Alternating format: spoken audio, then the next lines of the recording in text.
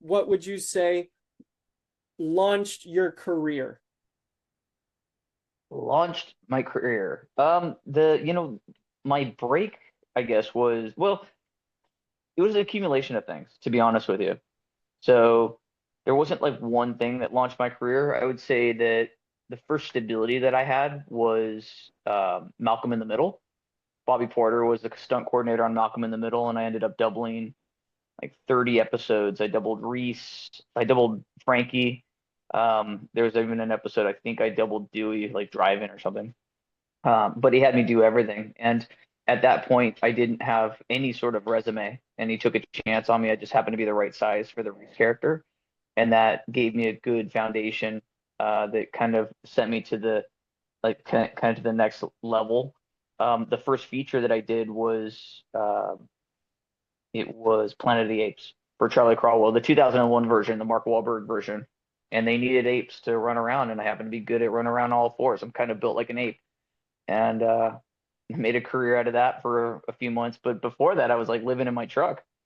I didn't know what I was going to do. I have a story that I tell everybody about. I have a can of refried beans in my cabinet in the back, and the way that that came about is that I wanted to be a stuntman. My dad's like, you got to go to college or you got to pay rent. I wasn't going to do either of those. So he's like, well, get used to having a hard life.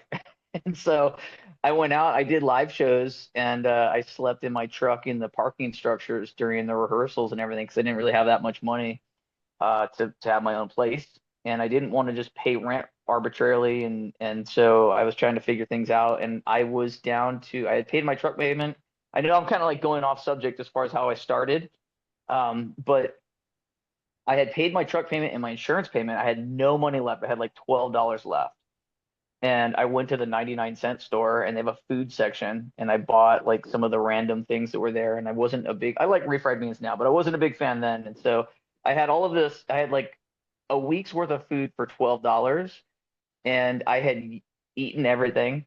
I had no idea where I was gonna like how I was. I basically was gonna have to crawl back home and go to college and do the 9 to 5 and like what your most parents want their kids to do. And I had a can of refried beans, and that's all I had left. That was like the last day before I had to try to figure things out. And I got a call from Charlie Caldwell to go on Planet of the Apes, and I was there. And because I didn't have a house, I had such little overhead. I had like a Chevy S10, which I bought the Chevy S10 because Sean Graham, Venner and Stuntman was selling. It was like a campaign, so I was like I was all into it. And so I have this Chevy S10. Um, and I went on location and I barely had any sort of a bank account. All my checks went into like it was like an extended cab. All of my checks went in the back, and so that show is what made me be able to afford a place to live and kind of continue my career after that. It kind of took off. Is there one mistake or something that lingers in your mind from a previous job, whether it's a lesson or a mistake or an eye-opening experience? Is there something that kind of follows you that you take to every job? I mean, everything. There's nothing that stands out per se. I guess learning patience, but that doesn't really fall into what you're asking. So let's come back to that question if you don't Sure, mind. Let yeah, me let me yeah, give it no some worries. thought. Let me give it a little bit more thought. Okay, But there's okay. nothing specific. Yeah, fair enough, fair enough. Um, was there a job or a time on set when you were truly scared, either as a performer or as a coordinator? I did, it's like I have there's a little that they talk about, hey, you follow your stomach so I have a story that sticks out. This goes back, oh shoot, probably 1999, 2000. Um, there was a commercial that we were working on, and I was doubling a gymnastics Paul Paul Ham. He was like an Olympic athlete, and he was supposed to do a handstand on the fifth floor of like an apartment building, and then peel off and then do all of these flips and then land on the ground. And I was on a descender. And so I had this feeling like there was something that was going to go awry. And it was a really bad feeling. I remember just thinking like, and Lane Levitt was rigging it, so it was totally safe. He was sharp guy, good rigger, and but I just had this bad like sinking feeling, and ultimately it was early on in the career, so it was like I'm just gonna do this thing, and there's no pads, there's nothing. I mean, it's just one wire, and you're doing all these flips, and if something didn't work out, it was gonna be a bad deal, but it all worked out and it was fine. But the very next day, same commercial. They were doing driving shots. It was for like a Chevy. Eddie Braun was running it, and it was a Chevy car commercial, and the helicopter crashed with Eddie and the cameraman and the pilot. Now everybody walked away. I mean, I think the cameraman broke his arm or his leg or something like that. But it was just one of those like I. It's really rare. There's only a couple other times that I've had that feeling, and then something has happened. But follow your gut. Be super cautious when you're going into something. But that sticks out. That moment sticks out. There was another moment on Man from Toronto that we were doing all this really like kind of big camera flying performers and camera and handheld, and I showed up. I had this really kind of gnarly feeling, and I couldn't figure out what it was. I double checked everything. And there was a moment. Phil Severa was the second unit director. Is also operating camera, and they're jumping off of a platform that's about 70 feet up, and they're doing this really kind of big swing with camera following a performer. And he pushed out just a little more than he was originally intending to push out. So the performer goes, camera follows, and he wanted to get just a little bit more of a profile, so he pushed out a little bit harder, but it ended up being more than he had anticipated. And so it put him directly in the path of a table that they had, like set dressing. And so I run over and I get between him and the camera because now he's coming in for landing, and it's all gravity based. So these are all like accelerators. So it has to finish. The ground is the finish. There's no like, we're going to stop it. And so he comes swinging in and hits me. We hit the table. Well, the table was made, I don't, and I to this day, I don't know why. It was just like a normal banquet table, but it was made of metal. It was like, I've not seen a banquet table made of metals. I mean, they're always plastic or something. It was made of metal, and my arm got between him and the metal, and I stopped him. But I think it broke my arm, like because I was not able to move. I never went and got X-rays or anything. But I couldn't grab, I couldn't hold.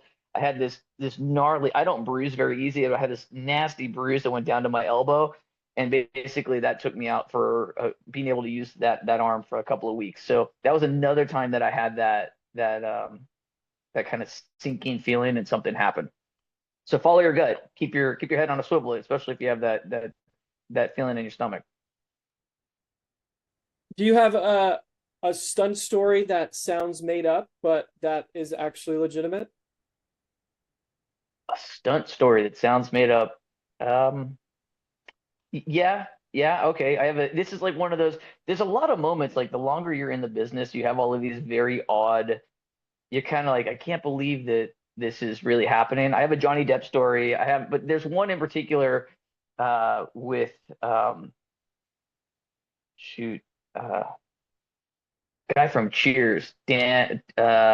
He's the head guy from. He's oh goodness, not Woody, the main Ted Uh, Danson. Ted Danson, yeah. Ted Danson. So I'm coordinating. It's a pilot, and I'm coordinating this pilot, and it's just tickles and tackles. It's just all it is mostly babysitting. One of these things, we had some people running and falling down during this marathon, and I get wrapped, and so I'm driving home, and all of a sudden my phone's blowing up, and it's the producer saying that I got to come back to set. That there's been a problem that Ted has pulled his hamstring. So, and I started my career in circus. So, like, as far as physical therapy, kind of getting a performer to the point where they can, kind of like limp through a show, get the show done, so there's like little tricks and things. And the producer knew that I had that background.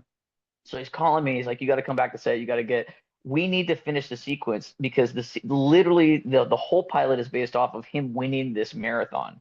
And so he has to cross the finish line and there's, confetti cannons and all that stuff, but he can't even walk, much less run. And so he's like, you got to fix him. You got to figure out. So I drive back the set and go and I meet him in the trailer, and the guy can't move, the poor guy. But there's a little trick that you can do to stretch out your kind of groin muscle, your hamstring. So I find myself in the trailer, and he has an assistant there and a whole deal. It's not weird or anything, but the assistant gets called away to go get, I think it was like ice pack or something. And so now it's just me and Ted Danson doing the splits, like, cause we're like splits, like, feet to ankle, like we're doing the splits on the ground. And I have my hand on his knee, and have a fist in his like mid thigh, trying to stretch that muscle out. And I just remember thinking, this is not real. This is a very weird. I'm in here rubbing Ted Danson's thigh in his trailer. Like, that is about as weird as it gets. There's no way that this can be real. So I think it kind of falls into a category. The other one was with Johnny Depp. We were doing Pirates 4, and there's a scene where Johnny's character has a rope and he throws it around a palm tree, and he's kind of inching up this palm tree to try to escape. And it is, because I'm smaller, and I was one of the riggers there. There's a palm grove that we're doing this in. There's a wide shot, and literally it is just Johnny and I in this palm grove. Camera's like on a long lens far away to be able to capture this, and we're just chatting like normal. I mean, he's a really nice guy, and so we're just chatting there. Now it's time to get the call over the radio. Okay, get him up there. We're gonna start inching him up, and I have to hand pull him up. He's through a compounded like rigging system, but I have to hand pull him up, and he has to inch down, and he has to go up, and he has to inch down. So it can't be a locking system or it looks unnatural. So it's all by hand, and I'm laying down, and I'm kind of hiding behind this little bush that they've created to make it look inconspicuous. And I realize when he's like 25 feet up on my line, this is one of those moments that, like, if I had a heart attack right now, or sweaty hands, or something, and Johnny came out of that tree, it'd be something that'd be heard around the world. And this is like, he was at the peak of his fame, and so that's one of those kind of, there's no way that this could be real, but it is really just me and Johnny in the middle of Hawaii in some sort of a palm grove. With a rope that you hope I stay. was, I was, yeah, I had all the confidence in the world. I knew I could do it, but there's still that little voice, saying, "Hey, what if this thing Yeah. goes south?" Wow. Yeah, that's cool. What a story. What would you say your first big success in stunts was? Slamming my face into an ice cream truck. And this goes back to the Malcolm in the Middle. So remember I had said, so like my background is that, I did live shows from 15 and a half to like 19. I did like a Cirque du Soleil type show. It wasn't Cirque du Soleil, but it was like a type of show. And then I went in and I did the Disney, circuit and all that. But during the circus time, I got my SAG card at 17. I jumped off the Santa Monica Pier for Bob Miner for a commercial that actually never aired because they didn't want kids jumping off the Santa Monica Pier. So I'm one of the few people that jumped off the Santa Monica Pier didn't get arrested. So I was 17, got my SAG card, but really nothing happened. I had to go back to high school. So getting into answering this question, I didn't have much of a resume. I think Jeff Pruitt hired me, once on Buffy the Vampire Slayer, so I had like one or two credits. And then Bobby Porter saw that I was the right size. I went in, I met with them to double Reese, and it was my very, very first day doubling Reese, and who's the middle brother on Malcolm in the Middle, and he gets mad at an ice cream truck and has to run into face first into like a goat kind of butting a car, or butting a person. Like, he rears back and he runs headlong face first into this ice cream truck. And that's the funny of it, is he hits it and it rocks. Well, there was no pads on it. It was a practical truck. And so I think that they expected me to kind of like throw a hand up or do something, and no, I went for it and I smashed my head into that truck. I think I actually rocked that truck practically. They didn't have to do it with effects. And Bobby was like, "That's my guy." And from that point on, I doubled basically all the kids on Malcolm in the Middle for Bobby Porter. Well, Bobby doubled Dewey, and he also doubled Frankie. because he was that size as well. But yeah, and that led to some of the very first rigging, like professional rigging, rental of pads, and because Bobby said, hey, it's like we need pads. I started with buying pads, and I was working on the show already. One of my first ratchets, like professionally on a TV show, was on Malcolm in the Middle. So I would say that that one moment of just really selling, slamming my face into that ice cream truck is what started my career with a good foundation. So actually, how you also just mentioned it, the transition, from just a performer to Action Factory and everything that you have now, was that a natural progression, or was that kind of something that you kind of maybe were planning? It was, yeah, it was a plan. So shoot, I go back. I wanted to do stunts since I was 8. When I was a kid growing up, I met Mr. T, and Mr. T like said, "Oh, you want to be a stuntman?" And it stayed with me since I was 8. So in high school, I got more and more into business and just kind of understanding sales and just retail and branding and all these things. And I was like, I want to have a company, but I'm going to be a stuntman first. But as my career as a stunt as an individual became more established, I had it was kind of in line where I had the luxury of also being able to build the business slowly. Like with Clint Lilly early on, I was with Clint Lilly, and he took me under his wing. And so when I would buy a pad, some rigging gear or whatnot, I built it slowly, but the intention was always to build a legitimate company. And the Action Factory logo and everything, it started in high school. The idea started in high school, and when I was maybe 19 or 20, the internet was still, that's how old I am. It's like the internet was still kind of this fresh new world. And Action Factory came to be because it was LA 411. So when you would, and LA 411, I don't even know if they're around anymore, but everybody that was established had an ad as a company, even individuals, they had an ad in LA 411, which was like this industry book. And there was everybody. It was not just stunts, it was like catering and grips and all this stuff. And so if you didn't have a lot of money, the workaround of LA 411 to get recognition, to get on the first page, was it was in alphabetical order.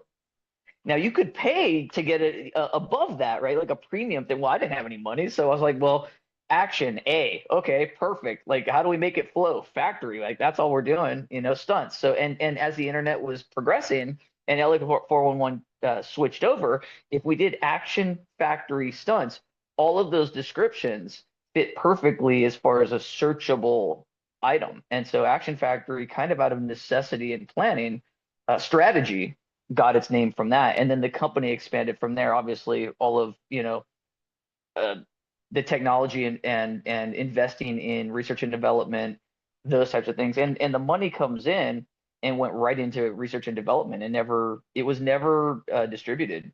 It was always to build um, better products so that we could have an edge as a company, but also to make our community safer.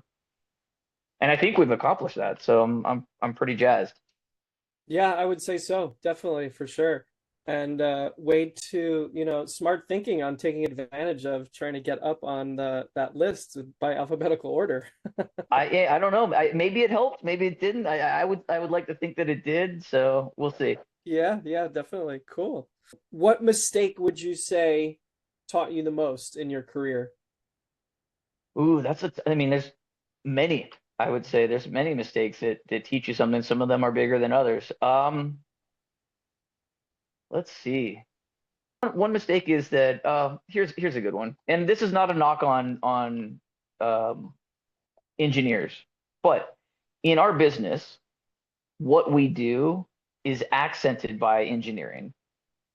However, book smarts and time in, street smarts, um, they are a little different. And so there's a couple of stories in regards to don't always go with just the engineer's opinion. I'm not saying disregard, that's not what I'm saying at all. What I'm saying is that just because you have a stamp doesn't necessarily mean it's that thing. And there's two examples of this, right? I have a driving example and I have a rigging example. So we are we manufacture our own ratchet straps. I know a lot about webbing. and those types of things. We were working on a job in New York, and they required an engineer to evaluate. We were going to have somebody stand on the outside of a cherry picker, like a lift. And actually going back, it was the same. It was a very similar setup to where a performer jumps off of where the open door is of the lift, and then camera follows them. So it's like a tracking shot, and it's handheld. It lands it, and it continues the shot. The engineer required on the platform. Now we were going to build a platform of speed rail and ratchet straps, like 2-inch ratchet straps, which is completely strong. And the engineer said, no, no, no, no, it has to be done with 3 bolts, and this is here are the specs. And it was marginal. There was definitely an increase in the safety factor, but there was a this is where the book smarts and just time in matters. Is that the bolts that were going to be that they had called for were going to protrude ever so slightly. And so we ended up having a line that was going to end up the way that it was rigged is a line ends up kind of having to drag off the platform behind the camera. It's like a limit line. So we have our above lines, and then we have a limit line. And I was concerned about these bolts, and I made the argument that we should use the ratchet straps to keep everything flat. We can tape it. There's nothing that is going to grab or snag. We can keep it all smooth. He has an overhead line, so he's not out in the wind, and if he were to fall off of this thing, like he's on a decelerator, he's not going to go anywhere. But they insisted that it was done, and this came into, I think it was a little more of like an ego thing, like I'm the one that has the degree, you're the stunt guy, do as I say. And unfortunately, I was like, well, I don't have a stamp. And so we went with the 3 bolts. And I even put another man in the basket to make sure that the line that was trailing could not snag on anything. And again, this is one of those, I have a gut feeling that there's something not right here. And so I put a person up there specifically to watch that line. And we did it several times, no problem at all. I think like on the 6th time, uh, dead stops. So performer goes off, flies through the air, camera jumps off, and within 5 feet of leaving the platform is a full dead stop, swing underneath basket type of a deal. Yeah. And so originally, the person that was in the basket, they wanted to just pull the line off and let him drop down, but there was a fence and lighting, and now this is on a New York open street, and this is just after there was an issue where one of the Grip brothers had fallen at Radford and passed away, and so there was a lot of scrutiny on production. It wasn't our show, but it was the same studio, and so there was a lot of scrutiny. Now we're outside. We have all of this kind of all of these eyeballs, all these camera phones. I got a guy that's hanging, and I was just very calmly on the radio. Boom! I'd say, hey, I don't want you to let him go. Let's go ahead and just lock him in place. Let's bring it down and find out exactly what happened. And so that's exactly what we did. No problem. No one even, I think that no one even knew that there was actually a real problem other than the first little like shock load deal in the swing, because it was handled just so smooth that the general public viewing it, it never made the media. The general public viewing it never saw what was going on. We brought it down, and sure enough, just one, I want to say that we measured it, it was about a 16th of an inch of a raised bolt had caught the edge of the tech that was trailing, and stopped them, completely stopped them. And so this is where you got I mean, don't just kind of go with the flow, like question it, take your own expertise, your time in, and like I said, don't disregard, but collaborate together on as eye to eye. There was another story in regards to a car. We were going to jump a car. We were in Philadelphia, and then there was an engineer that had done calculations and said that this car. Now, this is kind of cool because this story, it has like kind of old school guys that all they do is this. They just jump cars. And I'm not going to say any names, but they just jump cars. They know exactly where these cars are going to go. And it's a plate shot. So it is K rails that are built up with dirt. And there's, I don't know, there's like a 20 or 30-foot gap, and then a K rail and then dirt ramp on the downside. So it's pretty simple. It's a big open parking lot. Camera's going to be low. Truck goes flying you know, through the sky, essentially. That's all we're going to capture. And there was a big like pushback on this truck is going to end up, I've run the calculations and this truck is going to end up with its nose right in the other K rail, and the person that's driving it is going to sustain such impact that they might not make it. It was like it was kind of another ego type thing. And there was a lot of talk, a lot of conversation back and forth, back and forth. I think a third party got involved, and then ultimately we ended up doing the stunt because everybody that was professional car people said this is absolutely not true. Like these calculations are not correct. And somebody came in as a mediator and said, okay, well, we'll put in a like hay bales or something that's going to soften the blow so that if it doesn't make it, the person inside is going to experience less impact. Um, they do the stunt and it lands exactly where the car guys said these are old school car guys. It lands exactly where it is. And what ended up happening is that after there was another evaluation, it was the type of truck that it was a 4x4 Dodge Ram. And it was like a V8 Dodge Ram or something. The They didn't know, like the old school car guys didn't know how to explain it, and the engineer didn't have the experience on set doing it. The numbers never calculated the fact that the weight of the truck, the type of truck that it was, because these older guys, they just saw the truck, they know how it flies. The weight of it being a 4x4 loads the engine weight. So at the angle that they picked, compresses the suspension in such a way that the engine actually rebounds and becomes the leading weight that drags the truck further than at the particular speed. And those are the things that the book smart versus the street smart, they didn't line up. But it made me, those are the two experiences that made me go, okay. I mean, it's good to have all the numbers, but then also experience really does matter. And again, the disclaimer is don't disregard the engineers, but work in conjunction with eye to eye instead of, you know, uh, maybe butting heads. Yeah, exactly. Better to work together than trying to, argue about it, see which one's right. Just maybe one last one, going back to, what I asked before, was there any lesson or mistake or anything that you had learned that had happened that you take with you to every set, or to, when you're breaking down a stunt, anything that stays with you from previous jobs? Or it could The be engine, everything, everything brings you to, where you are today. So a little bit of everything, if not.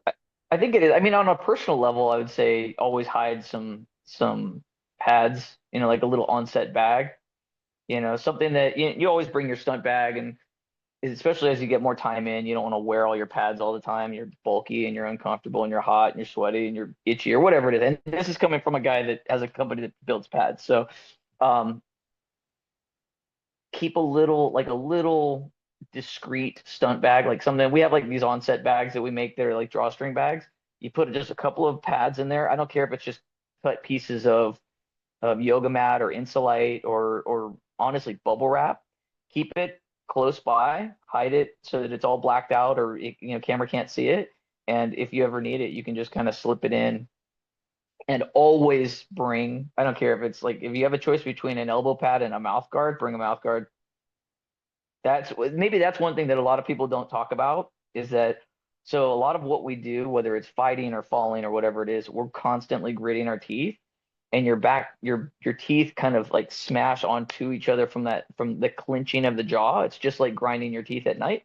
And so what you'll end up doing is you'll end up cracking your teeth and you're more prone to getting cavities. I know that that seems like a really random thing to say or to even bring up, but it's like I went to the dentist, he's like, you got a cavity. I was like, how is that possible? I brush my teeth 3 times, 4 times a day. I use mouthwash, all these things. I'm very like the hygiene is, high up on the list for me.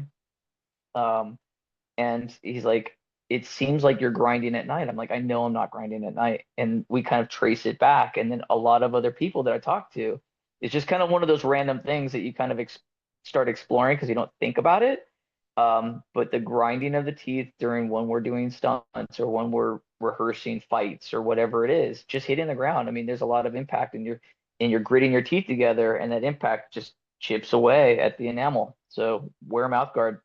Yeah, interesting. Not the most well-known side effect, but now we know. Yeah. I can guarantee you there's no other, you're not going to have any other conversations about it, but it's one of those things that is like we Oh, don't wait. think about.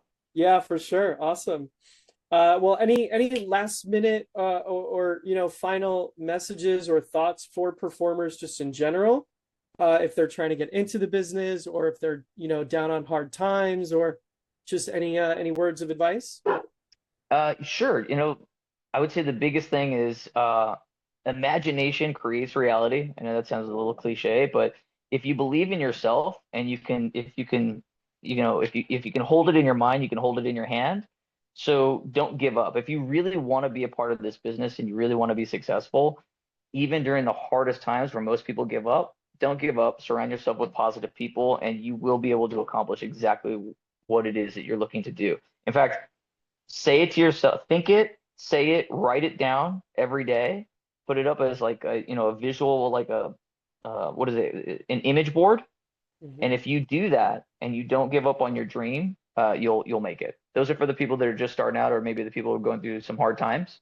But yeah, and failure is key. It's okay to fail. I mean, as long as everybody gets to go home, no one wants to go to the hospital or worse, but failure is okay. Learn from the mistakes.